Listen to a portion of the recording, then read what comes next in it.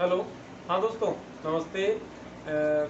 एक छोटी बात है वो आपके साथ शेयर करना ज़रूरी है, क्योंकि देखिएगा पिछले सत्र अर्थात 2020-21 में कक्षा 10 की हिंदी अनिवार्य की जो पुस्तक थी क्षितिज, उसमें एक पाठ चलता था तुलसीदास की रामचरितमानस से। एक संकलित पाठ था लक्ष्मण परशुराम संवाद, और उस पाठ के वीडियो हमने बनाए, यूट्यूब इसी चैनल पर अपलोड भी किए थे। और उसमें बार बार इस बात का जिक्र है कि 2020-21 के सत्र की जो स्थगित परीक्षाएं चल रही है उनके लिए यह कक्षा रहेगी, अगले सत्र में इसे नहीं रहेगा, ये पाठ नहीं रहेगा। लेकिन तब तक हमें पता नहीं था कि क्षितिज नाम की जो पुस्तक नई NCERT की आएगी उसमें भी यह पाठ शामिल किया गया है। अब खबर यह है कि उसी पाठ के वीडियो बनाए हुए हमारे पास पूर्व में सेव पड़े हैं, सुरक्षित है हमारे मोबाइल में, 7 या 8 वीडियो है। तो हमारा निवेदन ये रहेगा कि उसी वीडियो के साथ हमें और ये वीडियो लगा रहे हैं, तो आप उन वीडियो को देख सकते हैं। उसमें यदि कहीं भी 2020-21 का जिक्र आ रहा है तो आप उस बात को अनदेखा करें और आगे उस पाठ को देखें। पूरा का पूरा पाठ वही का वही सेम वहां रखा गया है, तो आप इस बात को इस वीडियो को पूरा देखें और उसके बाद उसकी व्याख्या और उसके प्रश्नोत्तर समझें, देखें। शुक्रिया, धन्यवाद। हाँ साथियों, नमस्ते। कक्षा 12 विषय हिंदी और सत्र हमारा 2020-21 का। सबसे खास बात है 2020-21 के सत्र की विषय हिंदी में हम तुलसीदास का पाठ पढ़ रहे हैं। तुलसीदास का जो पाठ है उस पाठ का नाम है लक्ष्मण परशुराम संवाद। सीता के स्वयंवर में राम के हाथों से धनुष की प्रत्यंचा चढ़ाते वक्त शिव का धनुष विखंडित हो जाता है, टूट जाता है, और उसी दरमियान परशुराम पधार जाते हैं। परशुराम पधारते हैं तो अपने गुरु का टूटा हुआ धनुष देखकर वो बड़े क्रुद्ध होते हैं, और उसी दरमियान लक्ष्मण और परशुराम के बीच में नोक झोंक होती है, वाद विवाद होते हैं, अथवा हम कहें व्यंग्यपूर्ण कटुक्तियां, एक दूसरे पर वो बातों बातों से हमले करते हैं। उसी परिप्रेक्ष्य में ये हमारी आज की 5वीं कक्षा है। ये है जो पद है वह रामचरितमानस से लिया गया है। कहां से लिया गया है? रामचरितमानस के बाल कांड से लिया गया है। अब रामचरितमानस के बाल कांड से उद्धृत इस पद का हम वाचन करते हैं, उसके बाद इसकी व्याख्या देखेंगे।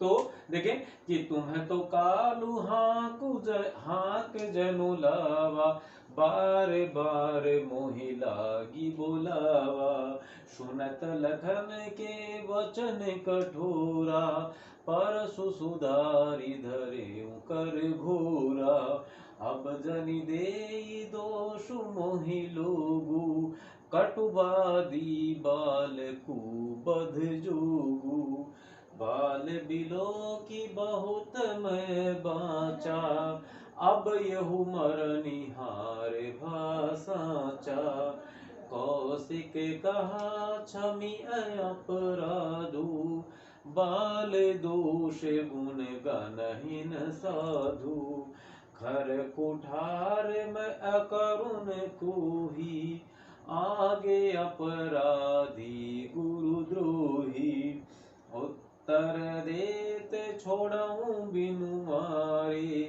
केवल कौशिक सील तुम्हारे, नैत एहि काट कुठार कठोरे, गुरहि उरिन होते श्रम थोरे। कि मैं इस थोड़े से श्रम में अपने इस कुठार से, अपने इस परशु से लक्ष्मण को काट कर और अपने गुरु की ऋण से मुक्त हो जाता, उऋण हो जाता। देखें इसके बाद में आगे ये यहां से लेकर और यहां तक की सारी चौपाइयां थी, और ये है पद, दोहा पद है कि गादी सुनो कह हृदय हंसी, मुनि ही हरि आरई सूझे, अय मय खांड ने ऊख मय, अजहू न बूझ अबूझ। कि ये आज ये परशुराम जो है ये राम और लक्ष्मण को अन्य क्षत्रियों की भांति ही समझ रहे हैं, अभिहित कर रहे हैं। जिस प्रकार से उन्होंने अन्य क्षत्रियों का नाश किया था, ये राम और लक्ष्मण को भी उन्हीं के समान मान रहे हैं, जबकि ऐसा नहीं है। देखें आगे क्या कहते हैं शब्दार्थ में। देखें कि कालू का अर्थ मृत्यु, हाके का अर्थ होता है हाके कर लाना या जबरन घेर कर, जैसे हम पशुओं को हाके कर लाते हैं। मोहि लागी का मतलब मेरे लिए, बोलावा का मतलब बुला रहे हो, वचन कठोरा मतलब कटु वचन है। वचन मानी वचन, कठोरा मतलब कटु। सुधारी का मतलब होता है संवारना या उसमें धार लगाना, जैसे एकदम तैयार करना, सजाना। धार्यों का मतलब धारण करना या हाथ में लेना। कर मानी हाथ। घोरा, ये घोरा था। घोरा का अर्थ होता है तीखा, तीक्ष्ण या धारदार, एकदम पैना। जनि का अर्थ होता है मत, नहीं के अर्थ में। मत का मतलब वोट नहीं है, मत का अर्थ है नहीं के अर्थ में। देई का अर्थ देना, दोषु का अर्थ दोष। कटुवादी का अर्थ है कड़वी बात बोलने वाला। बद जोगु मतलब वध करने योग्य। बाल अर्थात बालक है। बांचा का अर्थ होता है मैंने बचाया था, जैसे बचाना। मरणी हार का अर्थ है मरने योग्य। भावानी होना, साचावानी सच में। कौशिक विश्वामित्र क्षमीय क्षमा कीजिए। अपराधु अपराध। बाल दोष मतलब बालकों के दोष। गणई का अर्थ है गणना, गणना करना या ध्यान देना। साधु का अर्थ है सज्जन। खर का अर्थ है धारदार। अकरुण का अर्थ है करुणा से रहित। करुण जिसमें करुणा हो, जिसमें दया की भावना हो। और अकरुण का मतलब निर्दयी या करुणा रहित। कोही का अर्थ क्रोधी। आगे का अर्थ है समक्ष या सामने। गुरुद्रोही गुरु का अपमान करने वाला, कि मैं यहाँ हूं मेरे आगे कौन है, गुरुद्रोही, गुरु का अपमान करने वाला। सील का अर्थ है जैसे सील, ये सील दंते, सील या सज्जनता, या इस पद में हम लिहाज भी कर सकते हैं कि हम आपके लिहाज से इसे छोड़ रहे हैं। नैते अलग अलग दोनों, नत नहीं करना। नत का अर्थ होता है झुका हुआ, और ये इस प्रकार से जो शिरोरेखा है वो, ये हिंदी की जो खूबसूरती है वो ये कहती है शिरोरेखा कि न और तय दोनों अलग अलग शब्द हैं। न तय नहीं तो, यही का अर्थ इसे गुरही का अर्थ है गुरु से। उऋण का मतलब उऋण होना या ऋण मुक्त होना, मतलब जैसे हम ऋण लेते हैं, ब्याज पर पैसे लेते हैं, वो वापस चुका दिए जाते हैं तो कहा जाता है उऋण हो गए। श्रम का अर्थ है मेहनत। थोड़े का अर्थ होता है कम या थोड़ी से में। गादी सूनु का अर्थ होता है गादी के पुत्र। सूनु का अर्थ सुत के अर्थ में काम में लिया है, अर्थात विश्वामित्र। हरि हरि का मतलब हरा ही हरा, कि कहते श्रावण का अंदर हरियो हरि सूझे, मतलब श्रावण के महीने में जब चारों तरफ हरियाली थी, चौमासा था, और उस समय यदि कोई अंधा हो जाता है, किसी की आंखों की रोशनी उस दरमियान चली जाती है, तो कहते हैं कि मन में अंधा हुआ था इसलिए इसको तो हरा ही हरा दिखाई दे रहा होगा सपनों में। तो हराई, हरी हराई का मतलब हरा ही हरा दिखाई देना। सूज का मतलब दिखाई देना। अयमय का अर्थ होता है लोहे की। ऊकमय का अर्थ होता है ऊक मतलब से बनी हुई, ऊक बनी ईख, और ईख का कहते हैं गन्ने को। बूझ का मतलब होता है जाना या समझा। अबूझ का मतलब है अज्ञानी या ना समझ, कि इस अज्ञानी परशुराम ने इन दोनों राजकुमारों को भी उन्हीं क्षत्रियों की भांति समझ लिया, जबकि ऐसा नहीं है। देखिए आगे क्या कहते हैं कि तुम है तो कालू हां तो जन लाओ। यहाँ लक्ष्मण कह रहे हैं, लक्ष्मण कह रहे कि ऐसा लग रहा है कि तुम तो जैसे मृत्यु, कालू का अर्थ लिखा हमने मृत्यु, कि तुम तो जैसे मृत्यु को हाँक कर लेकर आ रहे हो। जनु लावा, जनु मतलब जैसे, लावा का अर्थ होता है लाए हो, तो यहाँ पर उत्प्रेक्ष अलंकार की प्राप्ति होती है। जनो जानो जनो मनो मनु मनहु, ये 6 शब्द जहां आते हैं वहां उत्प्रेक्ष अलंकार होती है। हुदा है, सॉरी माफ करना। बार बार मोही लागी बोलावा, और तुम बार बार इसे, मोही का मतलब मेरे लिए, लागी बोलावा तुम इसे बार बार मेरे लिए बुला रहे हो। किसे, काल को, मृत्यु को। सुनत लखन के वचन कठोरा, लखन लक्ष्मण के ये कठोर वचन, ये दोनों शब्द मैंने वहां नहीं लिखे, क्यों, क्योंकि हम इससे पहले वाले पदों में बात कर चुके हैं। सुनत लखन के वचन कठोरा, के लखन के कठोर कटु वचनों को सुनकर परसु सुधारी धार्यों कर घोरा, कि परसु मतलब अपना फरसे को सुधार कर, अर्थात उसमें धार इत्यादि देख कर धर्यों कर घोरा, और उन्होंने अपने उस घनघोर परसु को अपने हाथ में धारण कर लिया। तीखे, एकदम तीखी धारदार जो फरसा था उसे। अब जानी दाने देई दोष मोहि लोगु, उसके बाद परशुराम कहते हैं कि अब इतना सब कुछ हो गया, अब इसके बाद कोई व्यक्ति, यहाँ जो लोग खड़े हैं, जो लोगों का अर्थ लोग, ये लोग मुझे दोष मत देना। क्यों, क्योंकि यह कटुवादी बालक बद जोगु, कि यह जो कटुवादी कड़वी बात बोलने वाला यह जो बालक है, यह वध करने के योग्य ही है। बाल बिलो की, कि इसको बच्चा देखकर, बच्चा बालक जानकर बहुत मैं वाचा, मैंने इसको बहुत बार बचा दिया, अब तक और कोई होता तो मैं इसे मार चुका होता, लेकिन लक्ष्मण को मैंने क्या माना, बालक बिलो की देख कर जान कर अब यहू मारनी हार भाषा था। अब तो यकीनन वास्तव में ही यह मारने के योग्य हो गया है, सच में यह मारने के योग्य ही हो गया है। अब स्थिति बिगड़ती देखकर, हालात हाथ से निकलते देखकर कौशिक ने कहा क्षमीय अपराधो। कौशिक का अर्थ क्या लिखा आपने, कौशिक का अर्थ आपने लिखा था अभी विश्वामित्र, कि विश्वामित्र ने स्थिति को हाथ से या बेकाबू या अनियंत्रित होते देखकर बीच में ही बोल पड़े और कहा क्षमीय अपराधो, कि हे सज्जन, हे ऋषिवर, आप इसका अपराध क्षमा कर दीजिए। बाल दोष गुण गण ही न साधु, कि बच्चे के बालक के दोष और गुण पर गण ही न साधु, कि साधु लोग बच्चे के गुण और दोष की गणना नहीं किया करते या उन पर ध्यान नहीं दिया करते।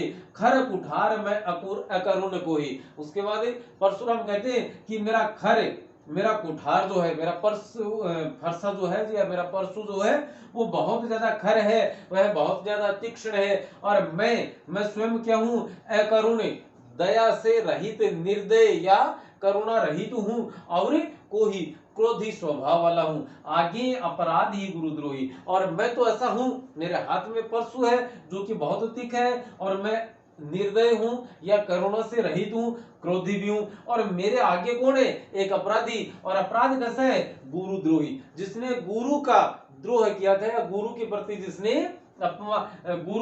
जिसने अपमानित शब्दावली का प्रयोग किया, या गुरु का अपमान करने वाला जो दोषी है, जो अपराधी है, वह मेरे कहां है, आगे खड़ा है। आगे का अर्थ लिखा हमने समक्ष या सामने। उत्तर देत छोड़ाऊं बिनु मारे, कि यह बात बात में लगातार उत्तर पर उत्तर मुझे देता जा रहा है। छोड़ाऊं बिनु मारे, मैं इसे बिना मारे नहीं छोड़ने वाला। केवल छोड़ाऊं बिनु मारे, यह उत्तर पर उत्तर मुझे देता जा रहा है, बावजूद इसके मैं इसे छोड़ रहा हूं। छोड़ाऊं बिनु मारे, मैं इसे बिना मारे छोड़ रहा हूं। केवल कौशिक सील तुम्हारे, केवल हे कौशिक, हे विश्वामित्र, मैं तुम्हारे लिहाज से, तुम्हारी सज्जनता का ख्याल करते हुए मैं सिर्फ इसे बिना मारे छोड़ रहा हूं, अन्यथा ऐसा कोई कारण नहीं था कि मैं लक्ष्मण को या इस बालक को बिना मारे छोड़ दूं। न त ए ही कोटि काटि कुठारो, कुठार कठोरे, नहीं तो इसे अपने इस कठोर कुठार परशु से काट कर गुरही उरीने होता हूं श्रम थोरे। मैं थोड़ी सी मेहनत में या थोड़े से श्रम में गुरु के ऋण से उरीणे हो जाता, कि या गुरु के प्रति मेरा जो ऋण है, गुरु का जो ऋण मुझ पर चढ़ा हुआ है, उस ऋण से मैं इस थोड़े से श्रम में या थोड़ी सी मेहनत से ही, और इसके टुकड़े टुकड़े करके इसे काट कर, अपने इस कठोर परशु से काटकर मैं इसको काटकर और अपने गुरु के प्रति जो मेरा ऋण था, उस ऋण से उऋण हो सकता था या ऋण मुक्त हो सकता था। इस बात को सुनकर गादी सुनो कहे हृदय हंसी। अब गादी सुनो मतलब विश्वामित्र इस बात को सुनकर हृदय में मन ही मन, अंदर ही अंदर हंस पड़ते हैं। मुनि ही हरिहरी सूझ, कि मुनि को या ऋषि परशुराम को सब कुछ हरा ही हरा दिखाई दे रहा है। मतलब वो जब सारी स्थितियां समान मानने लगती है तब कहते हैं कि हरा ही हरा दिखाई दे रहा है, सदा एक जैसा। कि सदा एक जैसा क्यों? क्योंकि इससे पहले, इस घटना से पूर्व क्षत्रिय जो वंश था, उस वंश का बताते ऐसा कि कई बार खात्मा परशुराम ने अपने परशु से किया था, अपने फरसे से किया था। हालांकि ये एक बात है कि कई क्षत्रियों, कई पीढ़ियों को कहते हैं, कई पीढ़ियां कैसे हो सकती हैं, शायद इस प्रकार से तो परशुराम की जो उम्र है वो हजारों वर्ष रही होगी। लेकिन उस विवाद पर हम न जाकर ये कहते हैं कि मुनि हरि हरई सूझ, कि मुनि को सब कुछ हरा ही हरा दिखाई दे रहा है, अर्थात बाकी जो क्षत्रिय थे जिनको परशुराम ने मारा था, उन्हीं के समान ये राम और लक्ष्मण को भी मान रहे हैं। अयमय खांड ने ऊख में, कि यह जो खांड है वह कैसी है? अयमय, अयमय आपने लिखा है लोहा, लोहे की, कि यह जो खांड है वह कैसी है? लोहे की। न ऊख में, यह ईख या गन्ने की नहीं है। खांड वाली बात बताते हैं। आज हूं न बूझ अबूझ। अब तक इस अज्ञानी को या इस नासमझ ने क्या माना है कि इन लोगों को क्या माना है, ना तो समझा है और ना ही जान पाए हैं कि ये नासमझ है। ये यहाँ पर विश्वामित्र के मन में जो बात चल रही है उसके मुताबिक वो परशुराम को अज्ञानी या नासमझ या बेवकूफ मान रहे कि अभी तक इन्होंने जो राम और लक्ष्मण नामक जो दोनों राजकुमार हैं उन दोनों राजकुमारों के बारे में सही से ढंग से जाना और समझा भी नहीं है। क्यों? क्योंकि वो उसे क्या मान रहे हैं, ऊख में मान रहे हैं, गन्ने से बनी हुई खांड मान रहे हैं, जबकि यह कैसी है, यह लोहे से बनी हुई खांड है। अब देखिएगा खांड जो शब्द है चीनी का बारीक बुरादा होता है, मीठा, जैसे खिचड़ी दलिए इत्यादि में डालकर उसके ऊपर डालकर खाया जाता है, उसे खांड कहते हैं। एक होता है दोस्तों खांडा। ये क्या होता है, खांडा। आपने कई बार सुना होगा कोई बहुत ज्यादा कठिन कोई काम हो तो उसके लिए कहते हैं कि खंडे की धार पर चलना है, तलवार की धार पर चलना है। यहां खंडे का अर्थ किससे है, तलवार से। तो दोनों ही एक ही शब्द से कवि ने दोनों का अर्थ साध लिया है कि यह खांड किससे बनी है, यह खांड ऊख से नहीं बनी है, सॉरी, यह खांड ऊख से गन्ने से नहीं बनी है, यह किससे बनी है, यह लोहे से बनी हुई खांड है। खंडे की धार पर कि वह है काम बड़ा, वो काम तो यार खंडे की धार है भाई, बड़ो काम बहुत, तलवार की धार पर चालना, तलवार की धार पर चालना को मतलब बहुत ज्यादा कठिन। आप समझ सकते हो कि तलवार की धार पर कोई कैसे चल सकता है, कम से कम 50-60 किलो वजन तो होता है एक आदमी में, और तलवार ऐसे सीधी रखी है उसके ऊपर कैसे चलेगा, मतलब बहुत कठिन काम है। वही खांडे की धार पर चलना है। और खांडा किसे कहते हैं, तलवार को कहते हैं। और यहाँ खांड एक शब्द से कवि ने दोनों अर्थ साधे कि ऋषि या मुनि परशुराम राम और लक्ष्मण को क्या मान रहे हैं, ऊख की खांड मान रहे, जबकि यह ऊख या गन्ने या ईख की खांड नहीं है, बल्कि यह क्या है, अयमय खांड है। यह है अयस धातु, जिसे लोहे के रूप में प्रयुक्त करते हैं हम, यह अयस धातु से बनी हुई है। अर्थात ये बहुत ज्यादा वीर है। जो क्षत्रिय या जिन क्षत्रियों का वध परशुराम ने पूर्व में किया था उनसे बहुत ज्यादा अलग परिस्थितियां इनके समक्ष आन पड़ी है। अब देखें प्रसंग लिखेंगे कि तुलसीदास के रामचरितमानस के बालकांड से यह काव्यांश लिया गया है। यहाँ राम और लक्ष्मण के मध्य लक्ष्मण और परशुराम के मध्य एक वाद विवाद होता है, व्यंग्यपूर्ण उक्तियां कही जाती हैं और अंत में स्थितियां तनावपूर्ण हो जाती हैं। तब बीच में विश्वामित्र और स्थितियों को नियंत्रित करते हैं। और इसके बाद हम लिखेंगे इसकी जो व्याख्या हमने अभी अभी पढ़ी वो लिखेंगे। उसके बाद में यहाँ से पहली पंक्ति में कि तुम तो कालू हाँ के जनुलावा पंक्ति में उत्प्रेक्षा अलंकार की प्राप्ति हुई है। और वो देखेंगे भाषा देखेंगे तो अवधि साहित्यिक अवधि भाषा का प्रयोग हुआ है, वीर रस का प्रयोग हुआ है। और यहाँ पर विश्वामित्र है वो बात को नियंत्रण में करते हैं या स्थितियों को तनाव मुक्त करने का प्रयास करते हैं और वो अपनी बातें जमा लेते हैं। तो इस प्रकार से ये हमारी 5वीं कक्षा आज पूर्ण होती है। अभी इस पाठ का एक पद और शेष रह गया जो हम कल पढ़ेंगे। तो तब अब अगला वीडियो बनाए उससे पहले तक के लिए अनुमति दीजिए। नमस्ते, शुक्रिया, धन्यवाद।